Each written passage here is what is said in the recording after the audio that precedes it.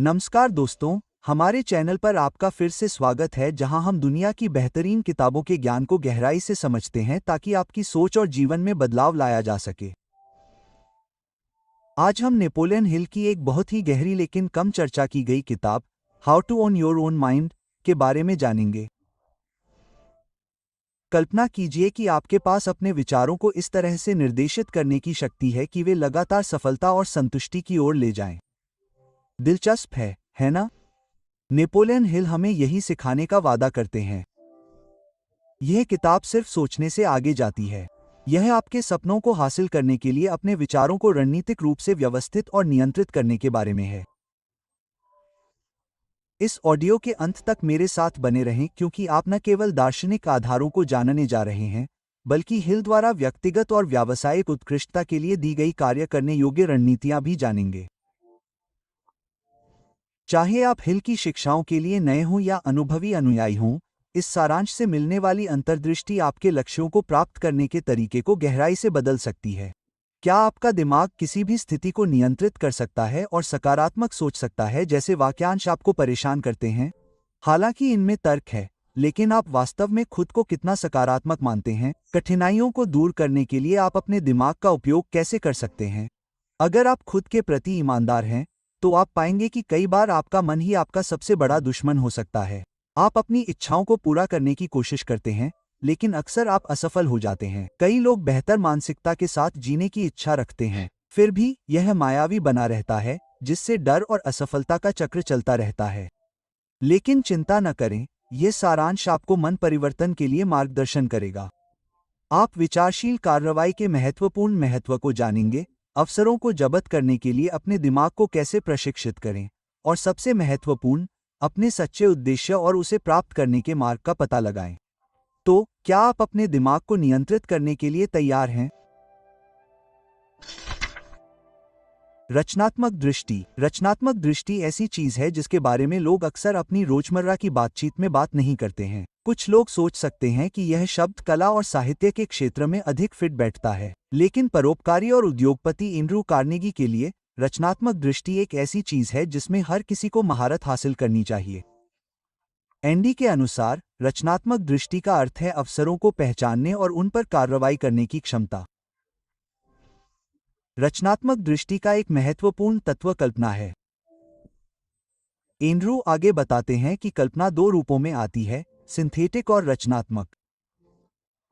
Synthetic कल्पना में विचारों और सिद्धांतों को मिलाकर एक मूल विचार बनाया जाता है।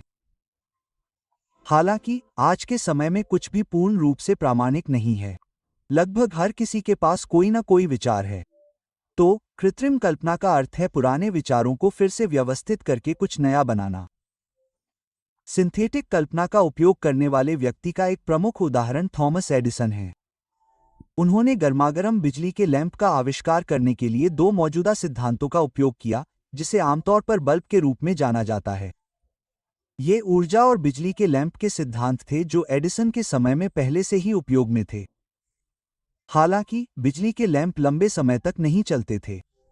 प्रकाश इसलिए आता था क्योंकि इसमें बिजली की ऊर्जा से जुड़े तार के टुकड़े होते थे, जिससे एक सफेद चमक पैदा होती थी।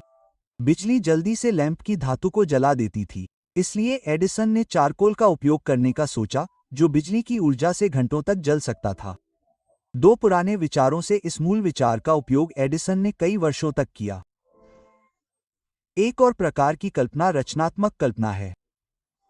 यह तब होता है जब कोई व्यक्ति एक नया विचार बनाता है। जिन कलाकारों और लेखकों की आप प्रशंसा करते हैं, वे अपनी रचनात्मक कल्पना का उपयोग करते हैं। उन्हें नहीं पता कि ये विचार और दृष्टिकोण कहां से आते हैं, लेकिन वे एडिसन के पास वापस आते हैं। लैंप में चारकोल का उपयोग करने का शानदार विचार कहां से आया?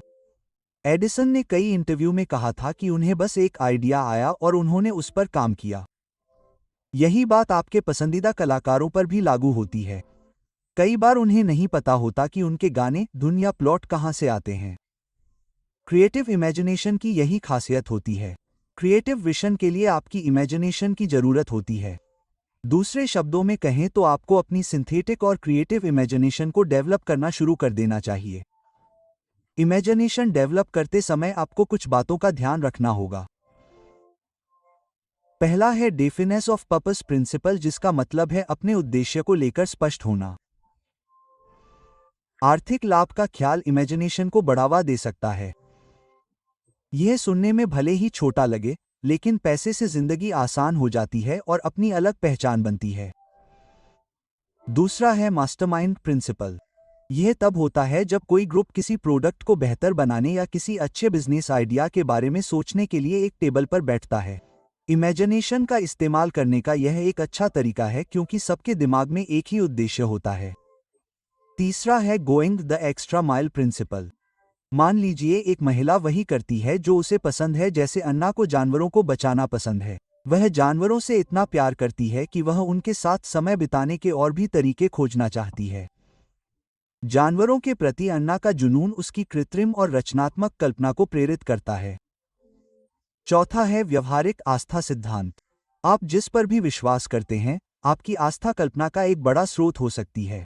इतिहास ऐसे प्रसिद्ध लोगों से भरा पड़ा है जिन्होंने अपनी आस्था के कारण वह हासिल किया जो वे चाहते थे। पांचवा है संगठित व्यक्तिगत प्रयास सिद्धांत। यह कुछ बनाने के लिए कल्पना को प्रोत्साहित करने का एक सीधा तरीका है। इसका एक उदाहरण थॉमस एडिसन द्वारा गर्मागर्म बिजली के लैंप का आविष्कार है।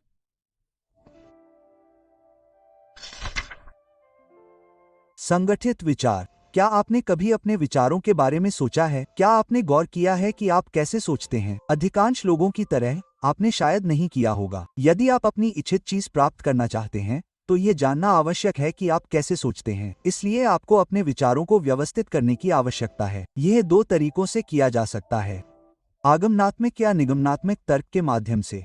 आगमनात्मक तर्क तब होता है जब आपके विचार अज्ञात तथ्यों को स्वीकार करने पर आधारित होते हैं। उदाहरण के लिए, जब आसमान में बादल छाए हों और अंधेरा दिख रहा हो, तो आप बाहर निकलते समय छाता लेकर जाते हैं।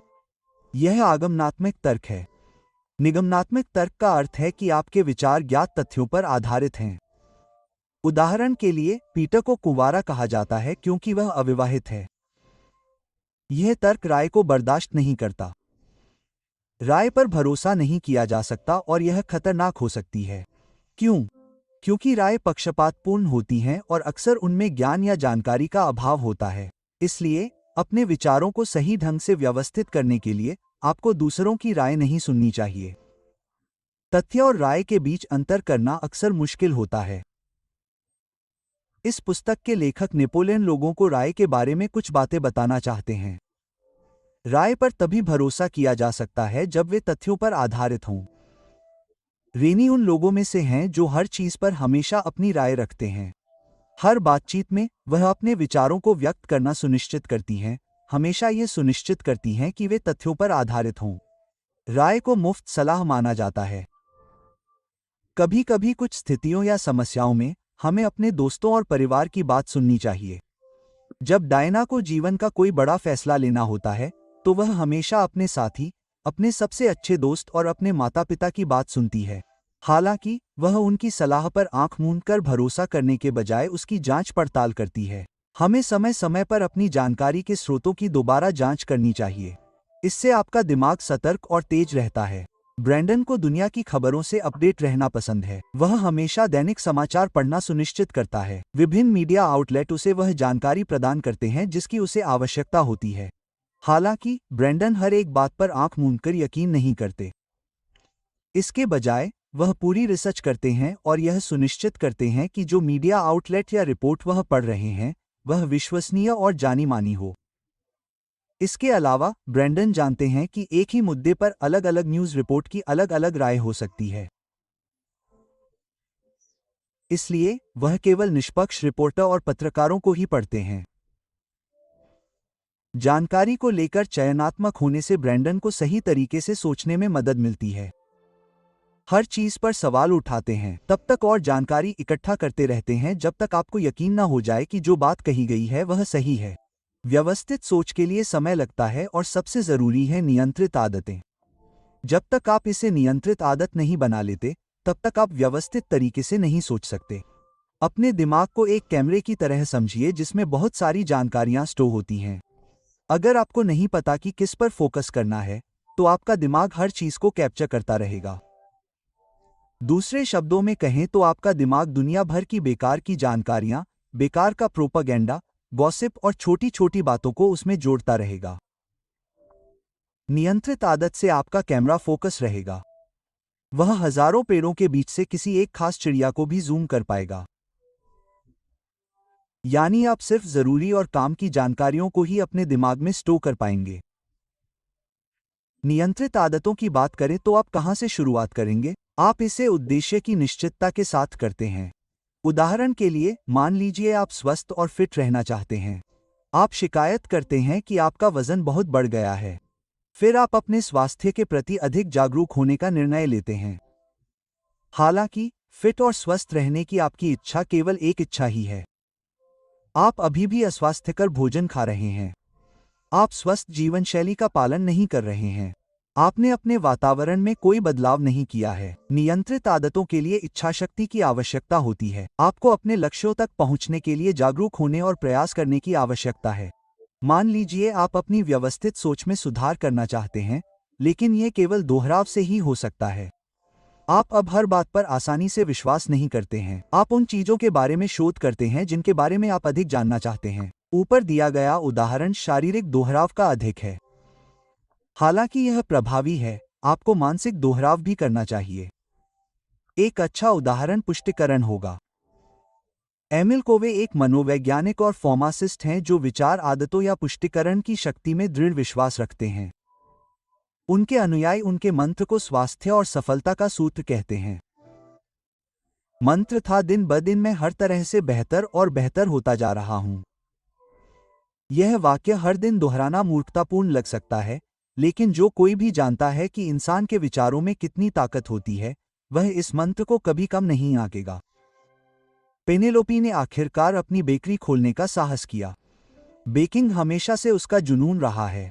पेनेलोपी जानती थी कि व्यवसाय शुरू करना एक लंबा और कठिन सफर है।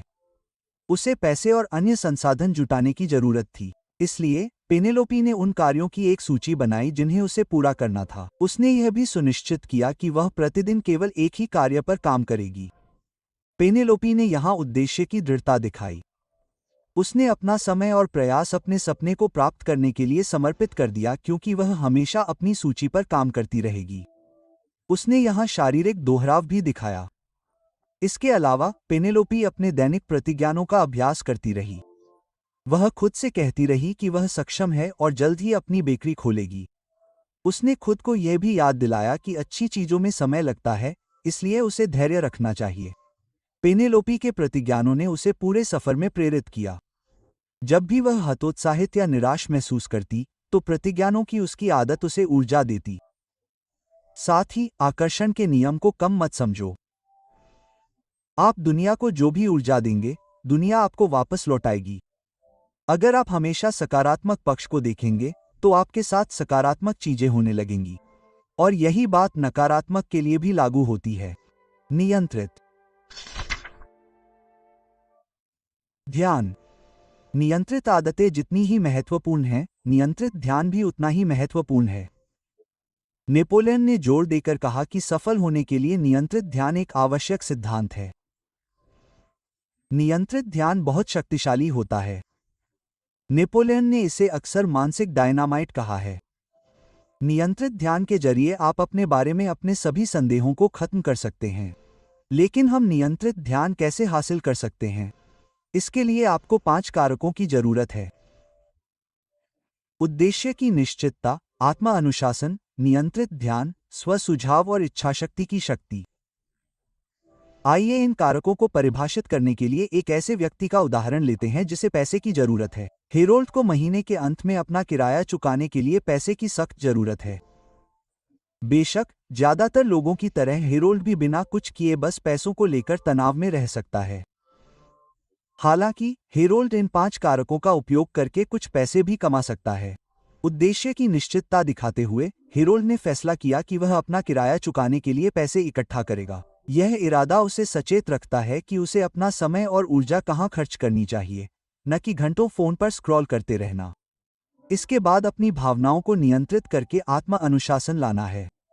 हेरोल्ड को इस बात का डर नहीं है कि वह पैसे का प्रबंध करने में असफल हो जाएगा। वह अपने संदेह और निराशा को अपने ऊपर हावी नहीं होने देता। हालांकि जल्दी से पैसा कमाना कठिन है, हेरोल्ड जानता है कि अगर वह डर को जीतने देगा तो यह उसके लिए अच्छा नहीं होगा। उसका डर उसे हार मानने पर मजबूर कर देगा। अन्य कारक एक साथ मिलकर अगला कारक है जो नियंत्रित ध्यान देता है। हेरोल्ड अपना अधिकांश समय और ध्यान पैसा बनाने में लगाता है, जिसे नियंत्रित ध्यान का अर्थ है। अगला है ऑटो सुझाव। ऑटो सुझाव तब होता है जब हेरोल्ड विचार मंथन शुरू करता है।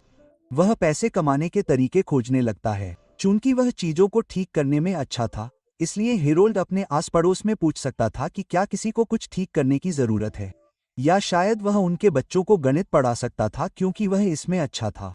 ऑटो सुझाव मन का एक तरीका है जिससे वह आपको बताता है कि आप किसी भी स्थिति से हजारों तरीकों से निपट सकते हैं। अंतिम कारक है इच्छा शक्ति। परिस्थितियां चाहे कितनी भी खराब क्यों न लगें, समस्या से निकलने का कोई ना कोई रास्ता अवश्य होता है। आपके दृढ़ इरादे और दृढ़ता आपकी इच्छा शक्ति से प्रेरित होती है। हेरोल्ड ने पहले 5 पड़ोसियों से बात की जो शायद उनकी सेवा को अस्वीकार कर सकते थे, लेकिन शायद कोई पड़ोसी हाँ कह सकता था। और इस बात को ध्यान में रखते हुए हेरोल्ड ने प्रयास करना नहीं छोड़ा। ये 5 सिद्धांत हेरोल्ड को पैसे कमाने में मदद करेंगे और इतिहास में सफल लोगों ने भी इन्हीं सिद्धांतों का पालन किया है। यहाँ थॉमस एडिसन का उदाहरण लें। एडिसन ने अपनी उपलब्धियों का श्रेय उन सिद्धांतों को दिया है जिनका उन्होंने लगन से पालन किया। जब उनसे आविष्कार के क्षेत्र में सबसे जरूरी चीज का नाम पूछा गया तो एडिसन ने एक सूची बनाई। उन्होंने इस बात पर जोर दिया कि व्यक्ति क्या हासिल करना चाहता है, यानी व्यक्ति को अपने उद्देश्य के बारे में निश्चित होना चाहिए। फिर एडिसन ने नियंत्रित ध्यान और ऑटो सुझाव का अर्थ अच्छी तरह से समझाया। एडिसन ने कहा कि व्यक्ति को उस उद्देश्य पर ध्यान केंद्रित करना चाहिए जिसे वह प्राप्त करना चाहता है। उसे काम में इतना डूब जाना चाहिए कि उसे यह भी पता न चले कि असंभव का क्या मतलब है। एक व्यक्ति का ध्यान नियंत्रित होता है क्योंकि वह अपनी जरूरत पर ध्यान केंद्रित करता है। वह अपने काम में महारत हासिल करने में समय और प्रयास लगाता है और समान विचारधारा वाले लोगों से मदद लेता है।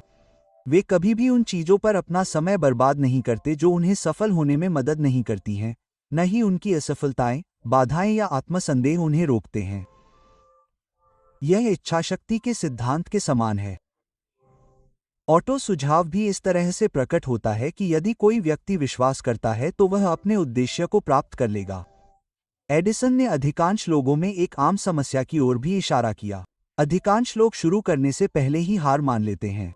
आप खुद पर ऐसी सीमाएं निर्धारित करते हैं जो आपको प्रयास करने से रोकती हैं। वास्तव में आपने शुरुआत नहीं की थी, लेकिन आपका मानसिक दृष्टिकोण पहले ही आपको विफल कर चुका था। आधुनिक टेलीफोन का आविष्कार करने वाले अलेक्जेंडर ग्राहम बेल भी दृढ़ इरादों और निरंतर दृढ़ता के महत्व को समझते थे। अलेक्जेंडर ने अपने पहले प्रयास में टेलीफोन का आविष्कार नहीं किया। वह गर्व से कहते हैं कि उन्हें यह भी याद नहीं है कि वह कितनी बार असफल हुए। क्या यह उनके लिए हतोत्साहित करने वाला था? हाँ। क्या इसने उन्हें बार बार प्रयास करने से रोक दिया? बिल्कुल नहीं। वह तब तक प्रयास करते रहे जब तक कि वह एक तार के माध्यम से ध्वनि को सफलतापूर्वक प्रसारित नहीं कर लेते। नियंत्रित ध्यान पर एंड्रू कार्नेगी का विश्लेषण। जब नियंत्रित ध्यान की बात आती है तो एंड्रू कार्नेगी ने इसकी बहुत प्रशंसा की। कोई भी इसे अपने जीवन के किसी भी क्षेत्र में आसानी से लागू कर सकता है और उस क्षेत्र में सफल हो सकता है। एंड्रू नियंत्रित ध्यान को एक उद्देश्य के लिए दिमाग की सभी क्षमताओं को एक साथ लाने के रूप में देखते हैं। अपने मामले में जब एंड्रू को स्टील बनाना और बेचना था तो उन्होंने अपने दिमाग के हर क्षेत्र का उपयोग किया। एंड्रू की सफलता का रहस्य स्टील पर अपना सारा ध्यान केंद्रित करना था।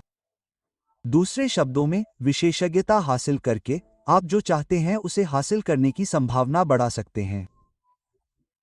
लेकिन उन उद्योगों के बारे में क्या जो विविधता पर पनपते हैं, जैसे कि खुदरा व्यापार जहां खेल उपकरण और कपड़ों के लिए विभाग होते हैं? यहां एंड्रू का कहना है कि नियंत्रित ध्यान विविधता में भी पनप सकता है। खुदरा व्यापार में अभी भी विशेषज्ञता की आवश्यकता है। उदाहरण के लिए, उनके कपड़ों के विभाग में एक प्रबंधक है जो यह तय करने में विशेषज्ञ है कि किस प्रकार के ब्लाउज और शर्ट बेचे जाने चाहिए। उनके खेल विभाग में भी एक विशेषज्ञ है जो सलाह देता है कि कौन से खेल उपकरण और मशीनें जल्दी बिकेंगी। इस प्रकार विविधता में भी नियंत्रित ध्यान सफल हो सकता है। कॉर्पोरेट नौकरियों में भी आप नियंत्रित ध्यान प्राप्त कर सकते हैं, जहां कंपनी के एक विशिष्ट क्षेत्र के लिए विभाग, प्रबंधक और रैंक और फाइल कर्मचारी हों। एक मानव संसाधन प्रबंधक कभी भी मुख्य वित्तीय अधिकारी की जिम्मेदारी नहीं लेता है। यही बात उसके कर्मचारियों के लिए भी कही जा सकती है। अकाउंटिंग डिपार्टमेंट का कोई कर्मचारी सेल्स डिपार्टमेंट के काम नहीं संभालता।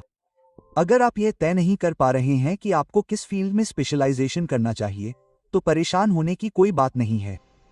एंड्रू की सलाह है कि हमें सोच समझकर तय करना चाहिए कि हमें अपना समय और मेहनत कहाँ लगानी है।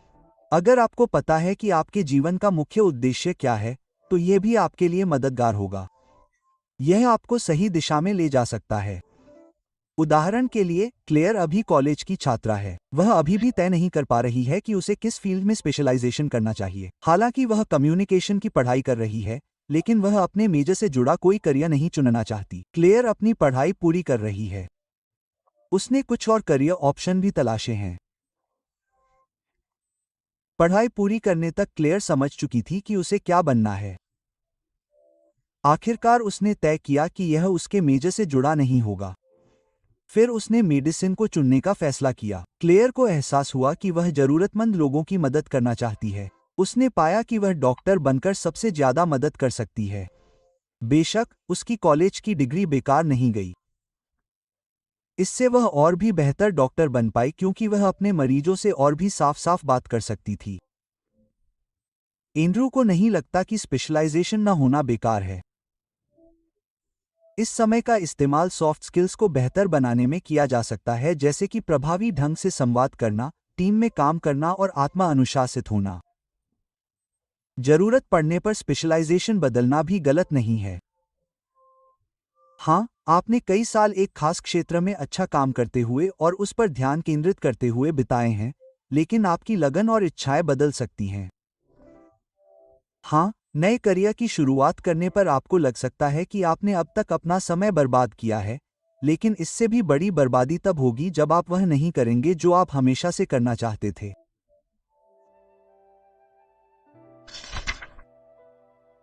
निष्कर्ष। सबसे पहले आपने क्रिएटिव विजन के बारे में जाना। क्रिएटिव विजन को अवसरों को पहचानने और उन पर कार्रवाई करने की क्षमता के रूप में परिभाषित किया गया है। आप अपनी कल्पना का उपयोग किए बिना रचनात्मक दृष्टि नहीं रख सकते। कल्पना दो प्रकार की होती है, सिंथेटिक और क्रिएटिव। सिंथेटिक कल्पना पुराने विचारों और सिद्धांतों को मिलाकर एक मूल विचार बनाती है, जबकि रचनात्मक कल्पना तब होती है जब कोई बिल्कुल नया विचार लेकर आता है। आप अपनी कल्पना को प्रोत्साहित करने के लिए 5 सिद्धांतों का उपयोग कर सकते हैं। ये हैं उद्देश्य की निश्चितता, मास्टरमाइंड, अतिरिक्त मील जाना, लागू विश्वास और संगठित व्यक्तिगत प्रयास। दूसरा, आपने संगठित सोच का अभ्यास करना सीखा। संगठित विचार राय नहीं सुनते।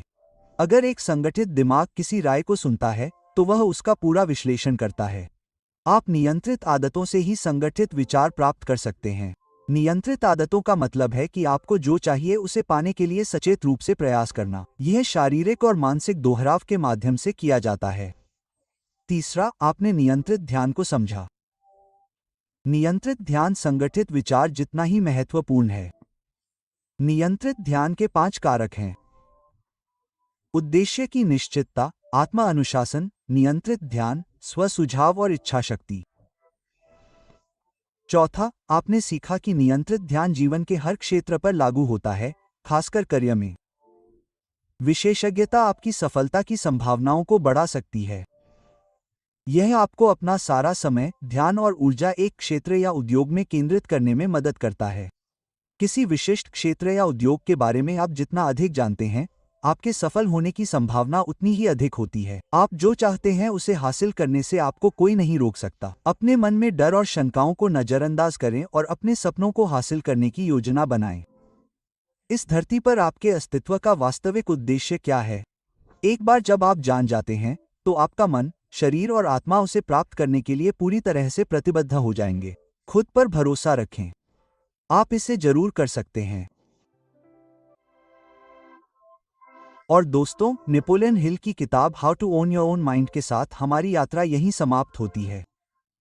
मुझे उम्मीद है कि आज हमने जो जानकारी दी है, वह आपको भी उतनी ही परिवर्तनकारी लगी होगी जितनी मुझे लगी। हिल के सिद्धांत केवल सिद्धांत नहीं हैं, वे ऐसे उपकरण हैं जिन्हें अगर लगन से लागू किया जाए तो दुनिया को देखने और उससे बातचीत करने के हमारे तरीके में नाटकीय बदलाव आ सकता है, जिससे हम सच्ची सफलता की ओर बढ़ सकते हैं।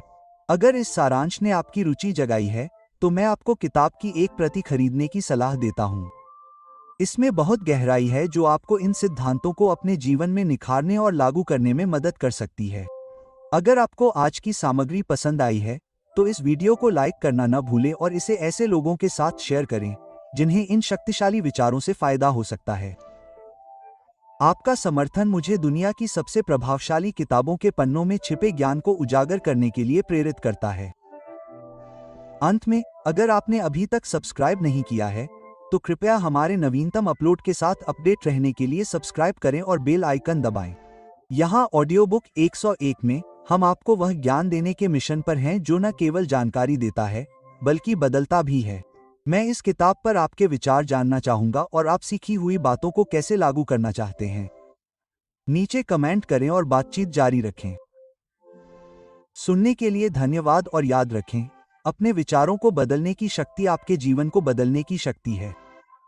अगली बार तक पढ़ते रहें, बढ़ते रहें और अपने विचारों पर नियंत्रण रखें।